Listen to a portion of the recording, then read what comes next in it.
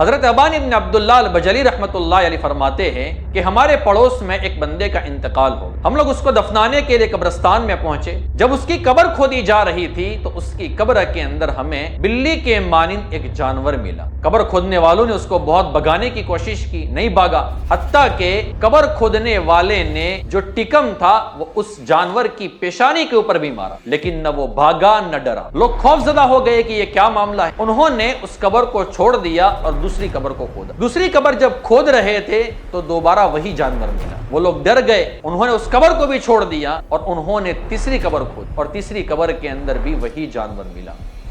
لوگ ڈر گئے کہ اب کیا کرنا چاہیے۔ بالآخر یہ طے ہوا کہ اس بندے کو اسی قبر کے اندر اسی جانور کے ساتھ دفن کر دیا جائے۔ چنانچہ اس بندے کو لٹایا گیا، اوپر مٹی ڈالی گئی۔ حضرت ابان ابن عبداللہ البجلی فرماتے ہیں کہ ہم لوگ چند قدم چلے ہوں گے کہ ہم نے اپنے کانوں سے اس قبر سے ہڈیوں کی ٹوٹنے کی آواز بھی سنی۔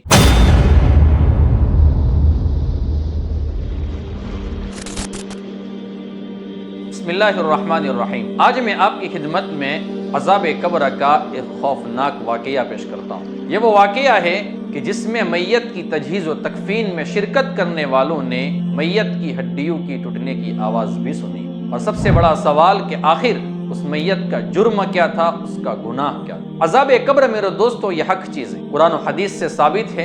اللہ کے نبی صلی اللہ علیہ وسلم عذاب قبر سے پناہ مانگا کرتے۔ صحابہ کرام رضوان اللہ تعالی علیہ مجمعین عذاب قبر کو یاد کر کے رویا کرتے تھے۔ حضرت عثمان بن عفان رضی اللہ تعالی عنہ کتنے بڑے جلیل القدر صحابی ہیں۔ عشرہ مبشرہ میں تیسرا نمبر حضرت عثمان بن عفان رضی اللہ تعالی عنہ کا ہے۔ عشرہ مبشرہ ان 10 صحابہ کرام کو کہا جاتا ہے جن کو ایک ہی مجلس میں اللہ کے نبی صلی اللہ علیہ وسلم نے جنت کی بشارت دی۔ حضرت ابوبکر صدیق رضی اللہ تعالی عنہ، حضرت عمر بن خطاب، حضرت عثمان، حضرت علی، حضرت طلحہ، حضرت زبیر، حضرت عبد الرحمن بن عوف، حضرت سعد بن ابی وقاص، حضرت سعید بن زید بن عمرو بن نفیل، اور امین هذه الامہ حضرت ابو عبیدہ بن الجراح رضی اللہ تعالی عنہ۔ تو حضرت عثمان بن عفان رضی اللہ تعالی عنہ کا تیسرا نمبر ہے عشرہ مبشرہ میں، اور بعض خوبیات حضرت عثمان بن عفان کو وہ حاصل ہے کہ جو کائنات میں کسی کو حاصل نہیں۔ اگر میدان محشر میں اللہ رب العزت کی جانب سے یہ اعلان کرا دیا جائے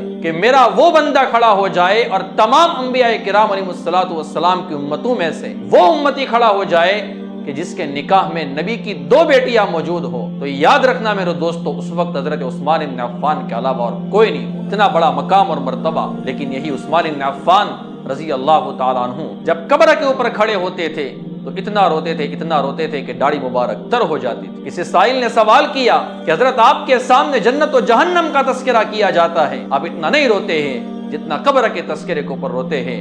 حضرت عثمان بن عفان رضی اللہ تعالیٰ عنہ نے فرمایا کہ میں نے میرے محبوب صلی اللہ علیہ وسلم کو ارشاد فرماتے ہوئے سنا ہے، القبر اول منزل من منازل الاخرہ فان نجا منہ فما بعدہ ایسر من وان لم ینج من فما بعدہ اشد من، او کما قال علیہ الصلوۃ والسلام۔ میرے نبی نے ارشاد فرمایا کہ قبر آخرت کی منزلوں میں پہلی منزل ہے، اگر کوئی بندہ اس کو پار کر گیا آگے کی منزل آسان ہے، اور اگر کوئی بندہ قبر کے اندر پھنس گیا تو آگے اس کے لیے اور مشکل ہی ہو جائے۔ اس لیے میرے دوستو ہمیں وہ اعمال کرنے چاہیے کہ جو ہمیں عذاب قبر سے بچا لے، اور ہمیں اپنی قبر کی فکر کرنی چاہیے۔ اب میں آتا ہوں اصل واقعے کے اوپر۔ علامہ سیوطی رحمۃ اللہ علیہ نے شرح الصدور میں لکھا ہے، حضرت ابان ابن عبداللہ البجلی رحمۃ اللہ علیہ فرماتے ہیں کہ ہمارے پڑوس میں ایک بندے کا انتقال ہو گیا۔ ہم لوگ اس کو دفنانے کے لیے قبرستان میں پہنچے۔ جب اس کی قبر کھودی جا رہی تھی تو اس کی قبر کے اندر ہمیں بلی کے مانند ایک جانور ملا۔ قبر کھودنے والوں نے اس کو بہت بھگانے کی کوشش کی، نہیں بھاگا،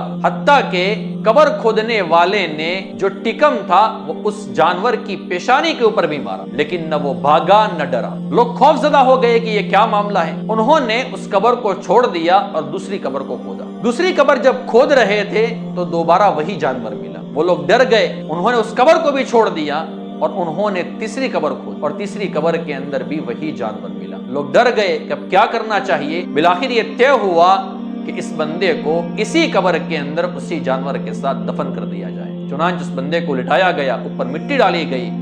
حضرت ابان ابن عبداللہ البجلی فرماتے ہیں کہ ہم لوگ چند قدم چلے ہوں گے کہ ہم نے اپنے کانوں سے اس قبر سے ہڈیوں کی ٹوٹنے کی آواز بھی سنی۔ ہم لوگ ڈر گئے کہ یہ معاملہ کیا ہو گیا، اور ایسا واقعہ ہمارے سامنے پہلی مرتبہ تھا۔ ہم فوراً دوست وغیرہ اس کے گھر پر گئے، اس کی بیوی سے ملاقات کی اور ہم نے اس کی بیوی کو سارا واقعہ سنایا کہ ہم نے اس طریقے سے تیرے شوہر کو عذاب قبر کے اندر مبتلا دیکھا ہے، اب تو یہ بتا کہ تیرے شوہر کا جرم کیا تھا، تیرے شوہر کا گناہ کیا تھا۔ میرے دوستو توجہ سے سننا، اس کی بیوی نے کہا کہ میرے شوہر کا جرم اور میرے شوہر کا گناہ یہ تھا کہ وہ جنابت کا غسل نہیں کرتا تھا۔ اب اندازہ لگائے میرے دوستو کہ یہ کتنا بڑا جرم ہے، اور یہ غلطی میں اور آپ ہم سب کرتے ہیں۔ کبھی ہم کو غسل کی ضرورت پیش آ جاتی ہے تو ہم فوری طور پر غسل نہیں کرتے، کبھی کرتے ہیں تو لیٹ کرتے ہیں، اور بہت سارے بدبخت تو وہ لوگ بھی ہوتے ہیں جو سرے سے ناپاک ہی رہتے ہیں، وہ غسل ہی نہیں کرتے۔ اس لیے میرے دوستو ہمیں اس غسل کا بھی بہت زیادہ اہتمام کرنا چاہیے، عذاب قبر سے بچانے والے اعمال ہمیں کرنے چاہیے۔ ہم سب دعا کرتے اللہ تبارک و تعالیٰ سے